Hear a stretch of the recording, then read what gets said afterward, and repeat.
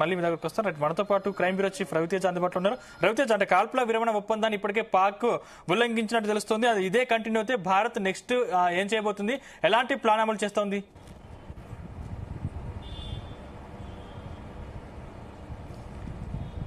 రవితేజ,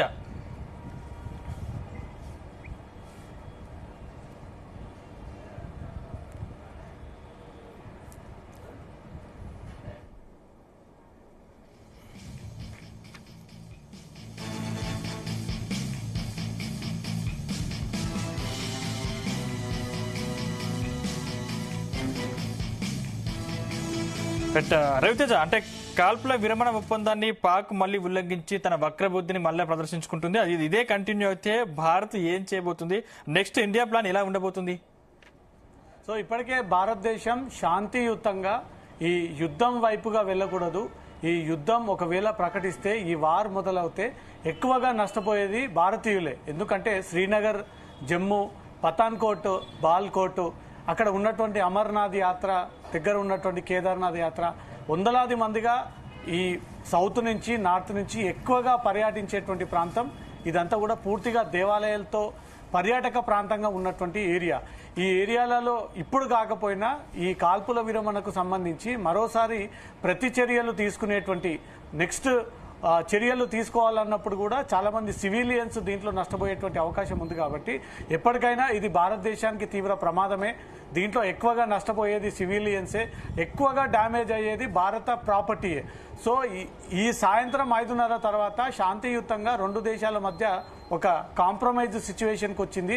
కాల్పుల విరమణని ఒప్పందం చేసుకొని ఇక్కడ నుంచి ఇటు భారతదేశం వైపు నుంచి అటు పాకిస్తాన్ వైపు నుంచి ఎక్కడ కూడా మేము ఈ కాల్పులను జరపము, ఇక విరమించుకుంటున్నామంటూ కూడా మధ్యలో ఒక మధ్యవర్తిగా ఒక దేశ పౌరులు వచ్చి ఈ ట్వీట్ ద్వారా ఈ విషయాన్ని తెలియజేస్తూ పాక్ ఇండియా మధ్య జరుగుతున్నటువంటి ఈ వార్ కాల్పుల విరమణ ఇక్కడితో ఆగిపోతా ఉంది, ఇక ముందు ఈ కాల్పుల యుద్ధం జరగబోదు అంటూ కూడా అఫీషియల్గా ట్వీట్ ద్వారా డొనాల్డ్ ట్రంప్ ఈ ట్వీట్ చేసిన తర్వాత ప్రతి ఒక్కరు ఊపిరి పీడ్చుకొని ఇంకా కాల్పుల మోత ఆగిపోతుంది, ఈ రోజన్న కనీసం కంటి నిండా నిద్రతో అక్కడ పాకిస్తానీలు కానీ ఇక్కడ భారతీయులు కానీ ప్రశాంతంగా నిద్రపోదామనుకున్నటువంటి టైంలో ఎగ్జాక్ట్ 8:30 ప్రాంతం నుంచి మళ్ళీ శ్రీనగర్ ప్రాంతంలో కాల్పుల మోత, భారీ శబ్దాలు, గ్రైనేట్ విసిరినట్టు బాంబు పేలి ఎక్స్ప్లోజివ్ సౌండ్స్ ఎక్కువగా రావడము, మళ్ళీ ఈ ఉల్లంఘనకు పాల్పడుతూ చేసుకున్నటువంటి ఒప్పందాన్ని విరమించి ఆ ఉల్లంఘనలో భాగంగా ఈరోజు పాక్ ఆర్మీ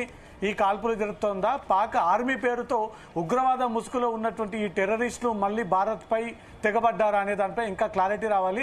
సేమ్ ఏవైతే నిన్న మొన్నటి వరకు రాత్రి వేళలో మాత్రమే భారత్ని టార్గెట్గా చేసి ఎల్ఓసికి దగ్గర సమీపంగా ఉన్నటువంటి భారత గ్రామాల పైన టార్గెట్గా చేసి సివిలియన్స్నే వీళ్ళు లక్ష్యంగా పెట్టుకొని ఈ డ్రోన్ అటాక్ చేయడం జరిగింది. ఇప్పుడు కూడా సేమ్ అదే పద్ధతిలో అదే డ్రోన్ కెమెరాల ద్వారా అదే లొకేషన్స్ని టార్గెట్గా చేసుకొని పాక్ ఆర్మీ కావచ్చు, పాక్ టెర్రరిస్టులు కావచ్చు, ఎల్ఓసికి అత్యంత దగ్గరగా ఉన్నటువంటి శ్రీనగర్ ప్రాంగణంలో ఉన్నటువంటి ఈ సివిలియన్స్ ఇళ్లపైన ఈ డ్రోన్ ద్వారా వీళ్ళు తిరిగి మళ్ళీ కాల్పులకు పాల్పడుతున్నట్టుగా సమాచారం అందుతుంది. ఇది అధికారికంగా ధృవీకరించాల్సి ఉంది. ఇప్పటికీ జమ్మూ సెక్టార్లోని అఖ్నూర్ ప్రాంతంలో ఈ భారీ శబ్దం వినబడుతున్నట్టు కూడా జమ్మూ కాశ్మీర్ ముఖ్యమంత్రి ప్రస్తుతం ఉమర్ అబ్దుల్లా ఈ విషయాన్ని ట్వీట్ ద్వారా తెలియజేయడం జరిగింది. తర్వాత రాజౌరి అండ్ మెందర్ ఏరియా ఆఫ్ పోంచ్ ఏరియాలో ఈ కాల్పులు తెగబడ్డారు. మళ్ళీ ఈ ప్రాంగణంలో ఎక్కువగా సివిలియన్స్ పైన డ్రోన్ కెమెరాలు వచ్చి పడతా ఉన్నాయి. ఇంటి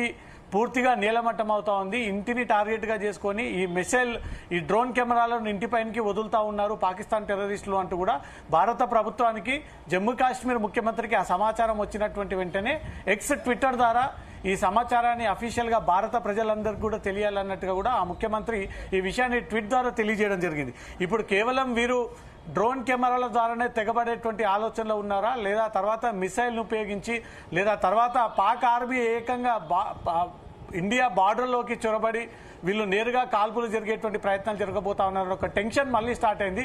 రోజు ఇదే టైంలో ఏదైతే డే టైంలో కాకుండా చీకటి పడినటువంటి వెంటనే ఒక ప్లానింగ్ ప్రకారంగా పోలీసులు కానీ, జవాన్లు కానీ, త్రివిధ దళాలు కానీ, ఆ రెస్క్యూ టీమ్స్ కానీ ఎదుర్కోవడానికి ఎవరైతే బలమైనటువంటి టీమ్స్ ఉన్నారో వీళ్ళందరూ కూడా అలర్ట్ గా ఉంటారు, వీళ్ళు దాడిని తిప్పికొట్టేటువంటి అవకాశం ఉంటుంది. కాబట్టి చీకటి పడినటువంటి వెంటనే పాకిస్తాన్ తన దొంగ వైఖరిని మరోసారి వెల్లబుచ్చుకుంది. 2 రోజుల నుంచి డ్రోన్ కెమెరాల ద్వారా అటాక్ చేస్తున్నటువంటి పాకిస్తాన్ 3వ రోజు కూడా అదే పద్ధతిలో డ్రోన్ కెమెరాలను పంపించి ఆ డ్రోన్ కెమెరాల ద్వారా వీళ్ళు బాంబులు ఇంటిపైన విసురుతున్నట్టుగా కూడా సమాచారం అందుతుంది. ఆ డ్రోన్లను పంపించి టార్గెట్ లాక్ చేసి ఆ స్పాట్ కి రీచ్ అయినటువంటి వెంటనే ఇమీడియట్ గా ఆ డ్రోన్ ఎక్స్ప్లోజివ్ అయ్యే విధంగా ఎక్విప్మెంట్ అమర్చి ఈ డ్రోన్ కెమెరాల ద్వారా తిరిగి భారత్ పైన కాల్పులకు పాల్పడతా ఉన్నట్టుగా సమాచారం అందుతుంది. ఇప్పటికే కేంద్ర ప్రభుత్వానికి ఆ సమాచారం అందింది. త్రివిధ దళాలు కూడా అలర్ట్ అయి ఉన్నారు. బార్డర్ లో ఉన్నటువంటి బీఆర్ఎఫ్, సిఆర్పిఎఫ్, ఇతర భద్రతా దళాలు కూడా అలర్ట్ అయ్యి ఏదైతే డ్రోన్ కెమెరాల ద్వారా తిరిగి భారత్ పైన వీళ్ళు కాల్పులు జరిపేటువంటి ప్రయత్నాలు చేస్తూ ఉన్నారో ఆ డ్రోన్ కెమెరాలన్నింటిని కూడా షూట్ చేసేటువంటి ఆలోచనలో అధికారులు ఉన్నట్టుగా తెలుస్తోంది. పాక్ ఒక్కసారి కూడా తన మాట నిలబెట్టుకున్నటువంటి సందర్భాలు లేదు. ప్రతిసారి చెయ్యము, ఒప్పందంలో భాగంగా గౌరవిస్తాము. డొనాల్డ్ ట్రంప్ నేరుగా ఈ వార్లో దిగి 2 దేశాలను శాంతియుతంగా ఉండాలి, ఎక్కడ కూడా ఈ కాల్పులు జరుపుకొని మానవ నష్టం జరగకుండా భవిష్యత్తులో ఇది రికార్డులో ఉండకుండా డొనాల్డ్ ట్రంప్ చేసినటువంటి ప్రయత్నం విఫలమైందని అనుకోవాలి. అంత పెద్ద హోదాలో ఉండి తన ప్రభుత్వం కాకపోయినా పక్క దేశంలో జరుగుతున్నటువంటి కాల్పులకు సంబంధించి స్వయంగా డొనాల్డ్ ట్రంప్ రంగంలోకి దిగి ఇక్కడ పాకిస్తాన్ ప్రధానమంత్రితో మాట్లాడి ఈ కాల్పుల విరమణని మీరు నిలుపుదల చేసుకోండి, ఒక అగ్రిమెంట్కి రండి, మీకు కావాల్సినవి పాకిస్తాన్ కావాల్సినవి అంటూ కూడా ఒక ఒప్పందం చేస్తున్నటువంటి క్రమంలో మళ్ళీ తెగబడడానికి చూస్తూ ఉంటుంటే ఎట్టి పరిస్థితిలో భారత్ని ఈ వార్ ప్రకటించాలి, భారత్ పైన మేము యుద్ధం చేయాలి, భారత్ని ఆక్రమించుకోవాలి, భారత్లో ఉన్నటువంటి ప్రజల్ని ఈ బాంబు దాడులతో చంపేయాలి, వాళ్ళని నరరూప పద్ధతిలో వారిని ఈ దాడులకు పాల్పడాలనే ఉద్దేశంతో వరుసగా ఈ దాడులు జరుగుతూ ఉన్నాయి. ఈరోజు 3వ రోజు 2 రోజుల పాటు జరిగినటువంటి ఒక ఘటనకు సంబంధించి చివరిగా ఒక కొలిక్కి తీసుకొచ్చి ఇలాంటి ఘటనలు రిపీట్ అవ్వకుండా మధ్యవర్తిగా పెద్ద వ్యక్తిగా ఈ వార్లోకి వచ్చి ఒక వ్యక్తులందరూ కూడా ఈ యుద్ధాన్ని ఆపాలి, నిలపాలి అంటూ కూడా వచ్చినప్పుడు కూడా వారి మాట వినకుండా ఉల్లంఘనకు పాల్పడితే మళ్ళీ ఈరోజు ఈ కాల్పులకు వీళ్ళు తెగబడ్డారంటే పాకిస్తాన్ ఏ స్థాయిలో భారత్ పైన కక్ష తీర్చుకుంటా ఉంది, ఏ స్థాయిలో భారతీయులని మట్టుబెట్టాలని చూస్తూ ఉంది, ఏ స్థాయిలో భారత ఆర్మీని పూర్తి స్థాయిలో ఈ పూర్తిగా వాళ్ళని చంపేయాలనే ఒక ఆలోచనతో కనబడతా ఉందో ఒక్కొక్కటిగా ఈ బండారాలంతా బయటకు వస్తూ ఉన్నాయి. మళ్ళీ భారత్ పాక్ మధ్యలో ఉన్నటువంటి సరిహద్దులో తీవ్ర ఉద్రిక్తత నెలకొంది. సేమ్ యాజ్ ఇట్ ఈజ్ గా 2 రోజుల పాటు జరిపినటువంటి కాల్పుల పద్ధతిలోనే ఈ రోజు కూడా డ్రోన్ కెమెరాల ద్వారా కాల్పులు చేసేటువంటి ప్రయత్నం చేస్తూ ఉన్నారు. ఇవి నిర్వహించేందుకు ఇప్పటికే ఆర్మీ జవాన్స్, నేవీ దళాలు, డిఫెన్స్ టీమ్స్ అంతా కూడా రోడ్లపైకి వచ్చి బేస్ క్యాంప్స్ కి చేరుకొని అక్కడి నుంచి ఈ డ్రోన్ కెమెరాలన్నీ కూడా కాల్చివేసేటువంటి ప్రయత్నాలు చేస్తూ ఉన్నారు. నిన్న జరిపినటువంటి ఈ కాల్పుల్లో ఎక్కువగా భారతీయులు ఎక్కడ కూడా గాయపడి చనిపోయినటువంటి సందర్భాలు లేవు. కేవలం కొన్ని చోట్ల డ్యామేజ్ అయినటువంటి పరిస్థితి. ఇది భయపడేటువంటి ప్రయత్నాలు చేస్తూ ఉందా? నిజంగానే భారత ఆర్మీని కానీ, భారత కేంద్ర ప్రభుత్వాన్ని కానీ, భారతదేశంలో ఉన్నటువంటి పౌరులని టార్గెట్గా చేసే ఈ కాల్పులకు తెగబడి భయపడే ప్రయత్నం చేస్తుందా? నిజంగానే అంతమొందించేటువంటి ప్రయత్నం చేస్తూ ఉందా అనే దానిపై మాత్రం అసలు పాక్ ఆలోచన ఏంది? ఒక పక్క శాంతియుత వాతావరణాన్ని క్రియేట్ చేసుకొని ఈ కాల్పులు జరపకూడదు అనే ఒక ఒప్పందం జరుగుతున్నటువంటి ఈ క్రమంలో మళ్ళీ అర్ధరాత్రి వేళ అందరూ పీస్ఫుల్ గా జరిగిపోయింది అంటూ కూడా ప్రశాంతంగా రెస్ట్ తీసుకుంటున్నటువంటి ఈ క్రమంలో ఈ రకమైనటువంటి కాల్పులకు తెగబడడం మాత్రం పాక్ ఒక్క సందర్భాల్లో కూడా మాట మీద నిలబడడు. వంకర బుద్ధి, వక్ర బుద్ధి, కుటీర బుద్ధి, ఈ ఆలోచన విధానాలు డిఫరెంట్ గా ఉంటాయి. పాకిస్తాన్ ని నమ్మి ఏ కార్యక్రమాన్ని తలబెట్టకూడదు. వాళ్ళు చెప్పినట్టే చెప్పి, నమ్మించినట్టే నమ్మించి చివరికి గొంతుకొస్తారు అనే ఒక సామెతను మళ్ళీ పాకిస్తాన్ అదే విధంగా వ్యవహరిస్తూ ఉంది. ఈరోజు ఈ యుద్ధం జరిగేదానికి ఎవరు నష్టపోతారు, దేనికి కారణం అనే దానిపై కూడా ఎప్పటికప్పుడు ఉన్నతాధికారులు అటువైపు ఇటువైపుగా అన్ని విషయాలు వివరిస్తున్నప్పటికీ ఈ యుద్ధం ఆపాలి, ఈ కాల్పుల విరమణ విషయంలో ఒప్పందానికి రావాలి, మీ డిమాండ్స్ వారి డిమాండ్స్ ని పెట్టి ఈ పూర్తిగా దీన్ని ఇక్కడితో సాల్వ్ అవుట్ చేయాలి, ఒక సొల్యూషన్ ఉండాలని జరుగుతున్నటువంటి క్రమంలో ఈరోజు తెగబట్టడం చూస్తూ ఉంటుంటే పాక్ ఖచ్చితంగా భారత్ నుంచి ఒక యుద్ధం కోరుకుంటా ఉంది. ఆ యుద్ధంలో మేమే గెలుపొందాలి, మేమే విజయం సాధించాలన్న ఒక ఆలోచనతో ముందుకు వెళ్తా ఉంది. కానీ ఎక్కడ కూడా భారత కేంద్ర ప్రభుత్వం, భారత త్రివిధ దళాలు ఆ లైన్ దాటి మన చేతిలో అడ్వాన్స్ వెపన్స్ ఉన్నాయి వాటిపైన ప్రయోగించాలని కానీ లేదా అధికారుల యొక్క సూచనలు సలహాలు లేకుండా ఇమీడియట్ గా తొందరగా నిర్ణయం తీసుకునేటువంటి అవకాశాలు లేకుండా శాంతియుతంగా ఈ దాడులను తిప్పికొట్టేటువంటి ప్రయత్నాలు చేస్తూ ఉన్నారు. ఎన్ని రోజుల పాటు ఓపికగా సహించి ఇప్పటి వరకు ఏం జరుగుతుంది అంటూ కూడా కళ్ళతోటి చూస్తూ తిరిగి దాడులు చేయకుండా భారత ప్రభుత్వం చాలా శాంతియుతంగా జరుగుతున్నటువంటి పరిస్థితులను చూస్తూ ఉంది. ఈ రకంగా ఎప్పుడు పడితే అప్పుడు టైం లేకుండా ఇష్టానుసారంగా ఏ ప్రాంతంలో నుంచి అయినా తీసుకొచ్చి ఈ బాంబులు వేస్తాము, బుల్లెట్ల వర్షం కురిపిస్తాము, డ్రోన్ల ద్వారా ఎక్స్ప్లోజివ్ చేస్తాము, అణుబాంబులు వేస్తాము అంటూ మాత్రం ఈ రకంగా ఇంకో స్టెప్ తీసుకుంటే మాత్రం భారత్ మరో కోణంలో పాక్ ని ఎదుర్కోవడానికి పాక్ లోకి దూసుకెళ్లేటువంటి ప్రయత్నాలు కూడా జరిపేటువంటి ఛాన్స్ ఉంది. ఇప్పుడు ఒప్పందం చేసుకొని శాంతియుతంగా జరపాలని ప్రయత్నం చేయడంతో పాక్ తెగబడి ఒక్కసారిగా ఈ డ్రోన్ కెమెరాలతో భారతీయులందరినీ కూడా మట్టుబెట్టేటువంటి ప్రయత్నాలు చేస్తూ ఉందంటే భారతదేశం నుంచి పాకిస్తాన్ 100కు 100% ఈ యుద్ధం జరగాల్సిందే అనే ఒక ప్రొపగండాతో ముందుకు వెళ్తుంది అనేది మాత్రం సోషల్ మీడియాలో ఈ ట్రోలింగ్స్ కొనసాగుతూ ఉన్నాయి. సందీప్, రవితేజ్, అంటే అమెరికా ఎంటర్ అయినా కూడా పాక్ వక్రబుద్ధిని మళ్ళీ రుజువు చేసుకుంటూనే ఉంది. అంటే ఒకవేళ నిజంగా కాల్పులు జరిపాయని తెలిస్తే అమెరికా పాకిస్తాన్ విషయంలో ఏదైనా చర్యలు తీసుకునే అవకాశం ఉందా? సో ఇప్పటికే అంతర్జాతీయ వ్యాప్తంగా పాకిస్తాన్ కి ఏ దేశం ఫుల్ ఫ్లెడ్జ్ గా సపోర్ట్ చేసినటువంటి సందర్భాలు లేవు. ఎందుకంటే పాకిస్తాన్ అంటేనే మాట మీద నిలబడరు, ఉగ్రబుద్ధి, ముందొక మాట మాట్లాడి వెనక నుంచి దాడి చేసినటువంటి అనేక సందర్భాలు ఉన్నాయి. చాలా మంది ప్రముఖులని పాక్ టెర్రరిస్టులు మట్టుబెట్టినటువంటి సందర్భాలు ఉన్నాయి.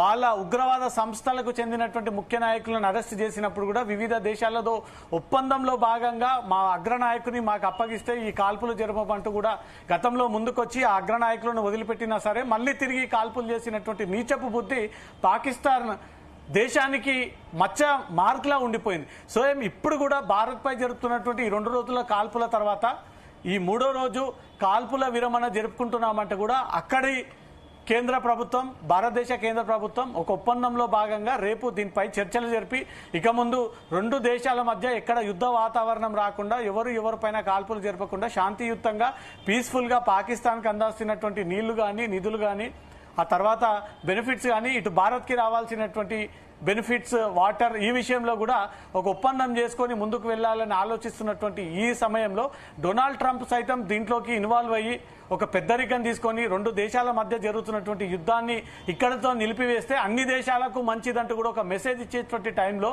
పాక్ అవేవి కూడా పట్టించుకోకుండా ఈ ఒప్పందం ఎవరికి ఉపయోగం, ఈ ఒప్పందం ఎవరికి పాజిటివ్ గా మారుతుంది, టెర్రరిస్టులు మాకేం ఉపయోగం, మా లక్ష్యం, మా టార్గెట్ మా ఉగ్రవాద సంస్థలు ఏర్పాటు చేసిందే అవతల భారతీయులని అంతమందించడానికి మట్టు పెట్టడానికి వాళ్ళు కనిపించే ఉండేందుకు.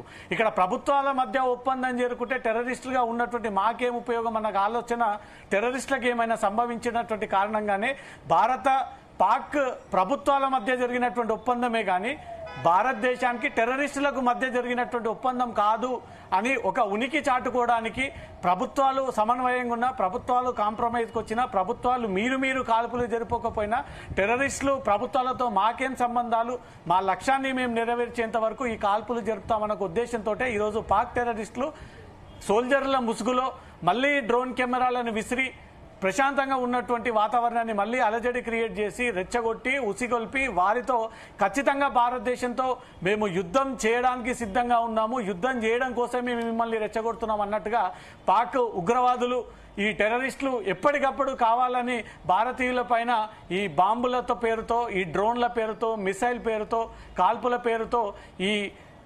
మరణ హోమం క్రియేట్ చేస్తూ ఉంది అన్నట్టు మాత్రం క్లియర్ గా అర్థమవుతోంది. ఈ రోజు ఈ ఉల్లంఘన చేపట్టినటువంటి పాక్ పైన భారత ప్రభుత్వం ఏ రకమైనటువంటి నిర్ణయం తీసుకోబోతా ఉంది. ఇప్పటికే ప్రధానమంత్రి నరేంద్ర మోడీ శాంతియుతంగా తను అధికారంలో ఉన్నప్పుడు రికార్డ్స్ లో ఎప్పుడు కూడా తను ప్రధానమంత్రిగా ఉన్నప్పుడు ఈ రకమైనటువంటి ఒక దుర్ఘటన జరిగింది అంటూ కూడా ట్రాక్ రికార్డ్ లో ఉండకుండా భారతదేశం పీస్ఫుల్ గా స్వతంత్రం ఉన్నటువంటి దేశం, స్వేచ్ఛమైనటువంటి దేశం, ఏ దేశంలో ఏ పౌరులైనా వచ్చి భారతదేశంలో ఉండొచ్చు అంటూ కూడా ఫ్రీడమ్ దేశంగా ఇప్పటికే భారతదేశంలో ప్రతి దేశస్తుడు వచ్చి పీస్ఫుల్ గా కొనసాగిస్తా ఉన్నాడు. ఆ రకంగానే ముందుకు వెళ్లాలని ఒక పక్క నరేంద్ర మోడీ ప్రయత్నాలు చేస్తా ఉన్నాడు.